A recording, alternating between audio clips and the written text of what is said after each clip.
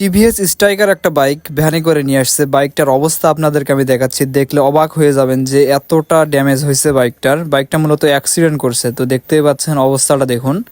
তো বাইকটার ক্ষয়ক্ষতিটা দেখুন, মারাত্মক একটা ক্ষয়ক্ষতি। তো এই বাইকটা হয়েছে কি আসলে ঠেলে স্টার্ট, গাছে লাগে ব্রেক, এমন একটা কাহিনী হয়েছে। গাড়ি যারা চালাইতে পারে না ওদেরকে দিলে ঠিক এরকমই হবে। দেখতে পাচ্ছেন গাড়ির সামনের শক অবজারভার ভেঙে গেছে, সামনের চাকা বাস্ট হয়ে গেছে, প্লাস সামনে মাডগার্ড ভাঙছে, আপনার গাড়ির রিমটা পর্যন্ত, সামনের চাকা যে রিম আছে সেটা পর্যন্ত বাঁকা হয়ে গেছে। দেখতে পাচ্ছেন ভেঙে গেছে একদম।